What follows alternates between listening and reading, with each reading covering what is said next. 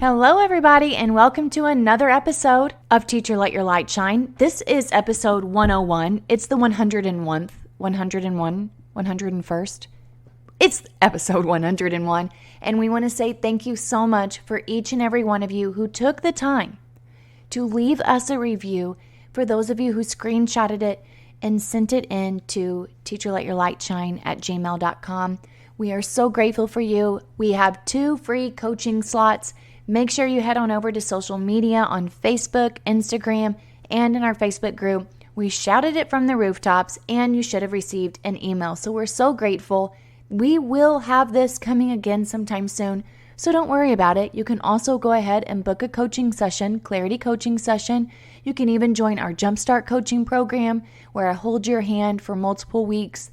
You can even go into our Intensive Jumpstart Program, where I'm with you from beginning to the end, 9 coaching Zoom sessions and helping you throughout the course of time to get your business started. There's so many exciting things happening at Teacher Let Your Light Shine, and we're so grateful that you are with us. If you have not subscribed to the show, make sure you go up to the top right-hand corner and hit the plus sign. In today's episode, I'm going to share with you the courage that it takes to stand alone, but not stay alone in becoming a business owner or an entrepreneur or an edupreneur, going from either homeschooling or teaching and creating an alternative method of teaching. It takes courage, and it takes courage to stand alone, but you never want to stay alone. Today I'm going to talk to you about just the transition in our minds that takes place and how it can take us years, some of us a little bit faster, some of us even a little bit longer. But I want to share with you so that you do not become discouraged in this fight for what you have prayed about, dreamt about, worked hard towards. No matter if you've started a school or not, started tutoring or not, started something different or not, this episode truly can help you just take a deep breath and realize that you are not alone. Welcome, teacher, to the Let Your Light Shine podcast. If you're searching for the freedom and permission to design the life you love as a teacher, you're in the right place. I'm on a mission to help teachers just like you build their own dream school or homeschooling business. In this present day, the world needs you, teacher friend, to step out in faith and give students an education they love and so deserve. In this podcast, I will teach you how to start a fulfilling and profitable homeschooling business that lights you up. I'm Makenzie Oliver, former elementary teacher and instructional coach, gone homeschool teacher and business builder. I'm here to empower you to step outside the classroom and choose the experiences, the curriculum, and all the moments that put a smile on your face and your students. Does it seem like a dream? Well, it did to me, until God opened the doors and made it reality. Together, we are breaking through fears and moving the crowd. So get out your notebook, sharpen your pencil. It's time to get your teach on. I have a really funny story for you. Maybe it's not that funny, but a very, let's just say, good analogy for you. Something that happened in my life recently, and something that really gave me a better understanding of really what it takes to do hard things. And, it doesn't come easy. I understand that. I'm still working through hard shifts in my mindset, working through different things that I've learned over the course of time that just have chipped away at either my ego or my confidence, or have really just built me up into a stronger person. But it all came with many different feelings and emotions and transitions. Before I get into it, I wanted to remind you that we have an amazing community that will help you no matter what area you are in this business building time. For an example, you can head on over to our Facebook group, which is titled Start Your Micro School or Homeschooling Business, and there you'll find people who will encourage you, give you answers, lift you up. Don't forget that we also have so many resources on our website, free downloadable resources and guides about finances and transitioning and legal questions. So please head on over to teachersletyourlightshine.com, and you can /that resources to get those. You can also book a clarity session. You can also get into a program, get our downloadable resources to help you start your business. That's the business bundle. There's so many resources on our website and in our groups to help you. So let's go over just this really great, I heard this at a homeschooling conference back in May, and the title of it was Stand Alone, but Don't Stay Alone. The message really entailed all of us who are listening to have resistance when it comes to things that we know just are not right, and to have the courage to walk away when it's just not settling in our spirit, to have the courage to prepare to make a change. You know, there's so many terrible things happening in this world, horrible things that are even happening within schools, things that are just sliding underneath the rug, things that are dismissed ethically and financially. And there's so many problems, of course, that need to be addressed, but there's not enough time in the day to address them. There's not enough manpower. There's not enough resources. There's so much that feels out of our control.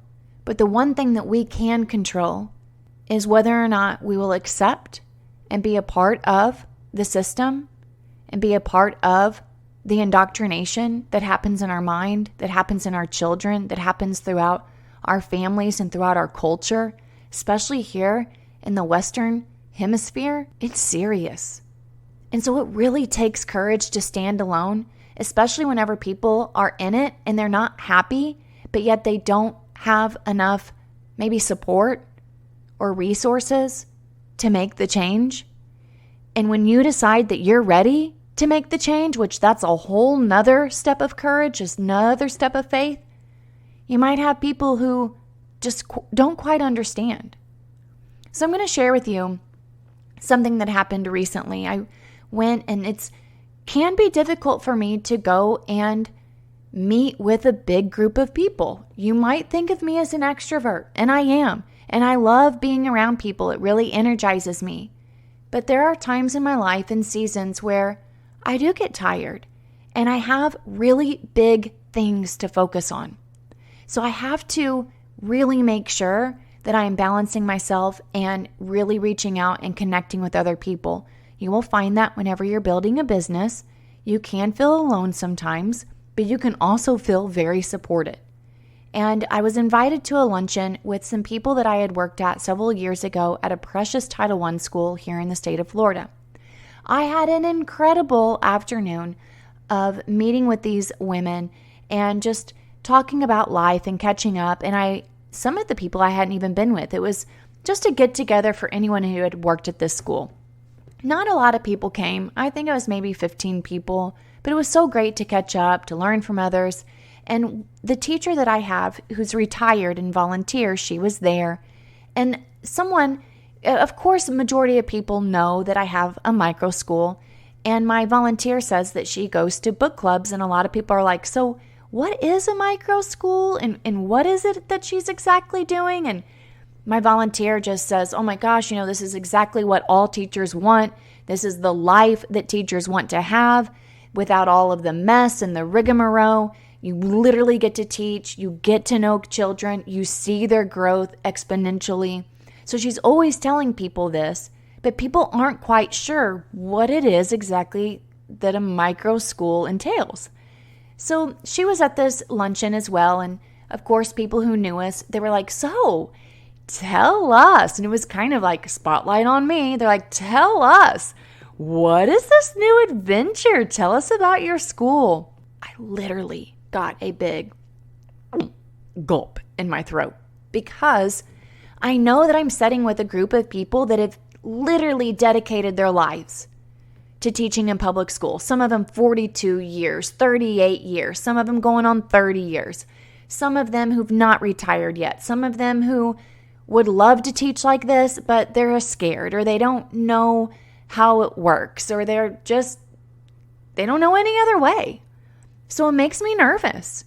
And especially whenever people are like, so you homeschool other kids, other homeschooled students? And So I try to be very streamlined, I would say, in the way that I describe it. I say, oh, yes, I started a micro school, and really what it is, it's just a small school. I found out that being a certified teacher, I can teach other children, which means they can be homeschooled children. I know that's kind of a wrap your mindset around it, but when I went and I did my research, I found that in the state of Florida, I can homeschool other people's children. Now, side note, yours may be different, okay? You may not be able to do what I'm doing, but you can do it in another way. So it might not be through this avenue that you create a micro school, but there are several other avenues that you can create micro schools with, all right? So don't let that detour you. And I just shared that I have had 12 students. We are growing. I'm looking to expand. I have an assistant. I'm looking for another teacher. I'm really excited because this is a new form of education that's really sweeping across our nation, and it's new and it's innovative, and parents are looking for alternatives. So I am just excited that I can stay at home, teach my children, teach other children, and really watch them grow, where I can have a relationship with these wonderful little human beings, and we just enjoy our day. I fell back in love with teaching. I found that parents fell back in love with taking their kids to school, and children are joyful. And it was so nice to have my volunteer retired teacher, because she was really highlighting a lot of the growth and just the awestruck results that we have coming from a small group. And she even highlighted that, we don't have to worry about standardized testing. And I always reassure people, I know it's a little different, but just think of it as the one-room schoolhouse. You got a side of private school going on, but you don't have the red tape. And you get to really invest in families and children, but you're not homeschooling them. It's really neat. And I just leave it like that. But it's still difficult for me. You know why? Because I'm standing alone. Nobody quite gets it yet. It's something new. People are still wrapping their heads around it. And so I just want to encourage you that there's going to be people that don't understand, but it's not your job to convince them. Your job is to step out in obedience to what has been laid upon your heart. That is a hard thing to do at times. But I want you to know that the greatest of those in history were those who decided to stand alone. 120 years, Noah, Queen Esther, Mary at 15 years old, finding out that she is pregnant, virgin pregnant. Abraham sacrificing, Shadrach, Meshach, and Abednego, John the Baptist. All throughout scriptures, you found people that had to stand alone. Martin Luther King, women's rights activist, civil rights leaders, the greatest in history, did not go with the rebellion of the world. The greatest in history decided, I know the truth, I love the truth, and I will be promoted as virtuous and true. God says, I lay before you life or death. Choose life. And so we are called to pierce the darkness with our light.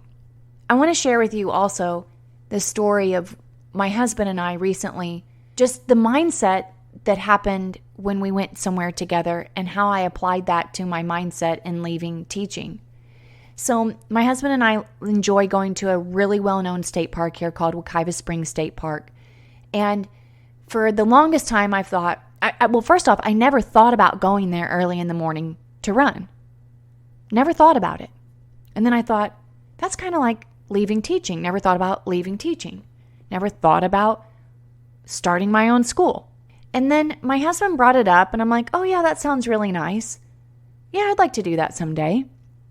So actually the day came, and I'm like, okay, yeah, I'll wake up early in the morning and we'll drive to Wekiva Springs State Park. He got this pass, and he was like, oh my gosh, honey, I got this pass. We can go in before everybody else. And I was like, oh my gosh, that's so cool. And there were hundreds of cars lined up, but because he had this pass, and as a spring state pass holder, I don't know, we were able to bypass these hundreds of cars and go in early in the morning and run. It was so beautiful. And then he says to me, now, I always go jump in the springs. Well, the springs are beautiful, but they're very cold. And so I thought, and I've known that he does this, but I'm thinking, well, I'll never do that. That sounds nice. I'll never do that. Great for him, right? So he decides after we get done running, he's like, I'm going to go jump in the springs. I'm like, okay, you go do your thing. And I'm going to sit in the truck and I'll wait for you. And he goes and he jumps in the spring after we run. And he gets in the truck and we go home. And he's like, honey, you should really do this. And I'm like, I'm not jumping in the spring. I'm super cold. I don't like to have wet pants. I don't want to do that. It's super early in the morning. I'm going to go home, take my nice hot shower, have a hot cup of coffee. No thanks. How many times, now I'm not done with the story, but how many times does this happen in our life where something's being created that we would have never thought could ever be done? Like having a micro school, having your own business. We just never really thought there was an option. Then you see other people doing it, like my husband jumping into the spring, and you think, oh, that's nice. Good for you. I'm so happy that's working out for you, but that's not for me. So how many times have people been like, oh my gosh, Makenzie, that's really awesome that you have a school. That's so neat. Wow, I can't even imagine doing that. That must be hard work. That must be super uncomfortable. Jumping in super cold water in the morning and having wet pants on your way home. Good for you, though. Same thing. Good for you for starting a school. Wow, how do you do that? How'd you muster up the courage to do that? That's really neat. I'm super inspired. That's awesome. That takes a lot to do. And then you actually have this moment of time where you go, could I do what she's doing? And I got to thinking, could I do someday what my husband does? Could I go jump in the spring? I could, but not anytime soon, like maybe a year from now. And how many times have people sat here and gone, wow, could I really open up a micro school? Yeah, I bet I could. I bet I could find the courage and the resources. I know that there's people out there who will help me, but maybe that'll be like a year, 5 years from now. Well, back to the story. The next day we go run again, and I thought, man, one day I will jump in that spring because he looks so nice and he looks so refreshed. I think I'll jump in that spring with him. And so he says, hey, honey, you want to go jump in the spring today? And I'm like, I was thinking about it actually, but not today. I'm just not ready for it today. I got to get my mindset ready. I need to be prepared. I don't have a swimming suit. I don't have a towel. I don't have any shorts. And he's like, well, I got an extra pair of shorts for you. I already got a towel. I got you covered, babe. And I'm like, okay, yeah. And he's like, I'm just saying, everything that you need's right here. You want to go? I mean, I know it's uncomfortable, but once you jump in, you feel so refreshed. You get out and you're like, wow, I'm glad I did that. And I'm like, gosh, that does sound so good. And he pulls up to the spring and he says, well, I'm going to get out. I'll be back. You sure you don't want to go? And I'm like, dang it. If I don't do it now, when? I'm already here. I don't have anywhere to go. It's a Saturday morning. Fine. I'll do it. I want to do it, but I don't really want to do it. And I know it's going to be hard and I hate being cold and there's all these people here and so I'm walking down to the spring, really not wanting to do it and not for sure if I was going to do it. So the funny part is he goes ahead and he jumps in. Well, the spring is so clear. It's crystal clear. You can see, and there's 2 big boulder rocks. And he's like, just jump right here, honey, right between these boulder rocks. And I'm like, wait, what? I know you did that, but I don't want to do that, honey. And he's like, honey, it's deep enough anyways. Even if you jumped on the rock, you're not going to hit it. It's too deep. He's like, and all you have to do is jump between these 2 rocks. And I'm like, I don't feel comfortable doing this. I mean, it sounds really great to do it, but now I've got to jump in between these 2 rocks. And what if I slip? And what if I fall? And what if I jump too far to the right and I hit it and I break my leg? What if I jump too far to the left and I hit it and I break my leg? And he's like, okay. And he doesn't know that I'm doing that and I'm saying that in my mind, but he can tell in my face where I'm like, I came all the way here and it sounds really good to do it, but now I got to actually jump. And whenever I jump, I'm in a dangerous situation. And he's like, honey. And so he backs up and he's still in the water and he spreads his legs and he's like, can you look at me? Look at me. Can you focus? and jump in between my legs. And you could tell that there's all these people around going, how old is this lady? I mean, people are just splish splashing in there. It's 8 o'clock in the morning.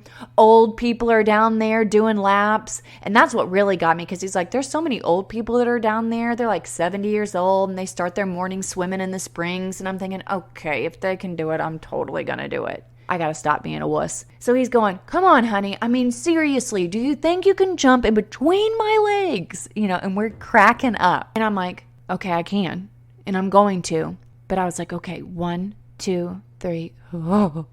I had this immediate drop in my stomach. Like, I'm scared. I'm scared to do this right now. I don't know how cold it is. I really don't know how deep it is. I hope I don't mess up. I hope I don't hit him. I hope I don't hit somebody. And I was like, you're really scared, Makenzie. In that moment, I knew I am panicking in a sense. It reminded me of whenever I was like 15 years old and went floating and jumped off this really high cliff. I'm thinking, why would I have done that? That's ridiculously dangerous. And I'm thinking, that's great, honey, that you can do it and all these other people, but I can't. There's something not right with me. And I don't know if I can do this. Well, finally, I just was like, just go for it. And I jumped and I went underwater. It was cold. I got up. I felt great. And he's like, see, honey, you did great. And I was like, okay. And I was like, I'm doing it. And I'm sitting there for a minute. I'm like, okay, I got this. Yeah, this is nice. This is nice. But in my, in my body, in my skin, I'm like, this is really uncomfortable and I want to get out now. I've jumped and now I'm in it. And now I'm like, oh gosh, I can't go back, but I really do want to get out now. And he's like, stay, get your shoulders in. Because I stood up on a rock. He said, get your shoulders in and just do the hard thing for a minute. I'm like, okay. So I do it. And then I'm like, gosh, this is really nice. I'm feeling refreshed. We stayed in there for a few minutes. He's like, I'm proud of you, honey. That was really great. I was like, okay, thank you. And I'm feeling good. And then it's time to climb up. And I'm like, oh gosh, this is embarrassing. This is a really high ledge that I have to hoist myself up on. And I'm going to have to swing my leg up and everyone's going to see my butt. And I'm just super nervous and embarrassed. And I'm like, okay, I'm just going to do it. But I'm thinking, what if I fall? What if I slip? Anyhow, I got up, I did it, I got in the car, and I just felt so proud. Maybe not like I deserved an award or anything, but I just thought, I gotta go back and I gotta share this with my community. The emotional transitions that we have when we have to do something scary. And I just thought about, okay, once you finally decide, you know what? I know everybody else is doing it. I know there's people popping up and they're in those spring swimming. I know that there's people that are building micro schools and that must be really great for them. To taste that freedom, to taste that coolness, to be so refreshed, to fall back in love with teaching again. That's really great, but could it really be for me? And then you say yes.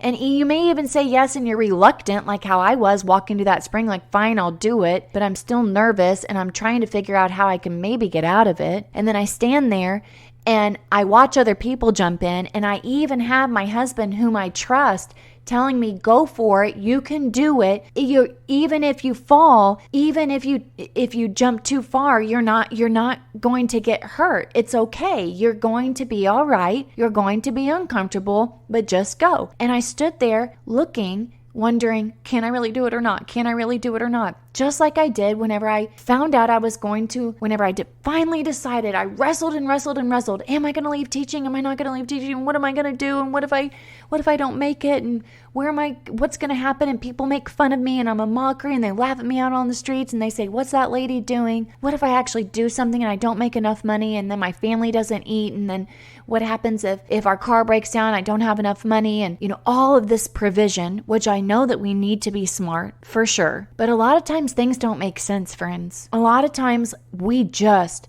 have to jump and trust that we will come back up and float. And right before I jumped, man, I was so scared. Right before I let go of my teaching job, I was so scared. When I finally started the school and said, yes, I'm going to do it, I felt so uncomfortable. And there were times I just turned back and thought, okay, am I going to go through this?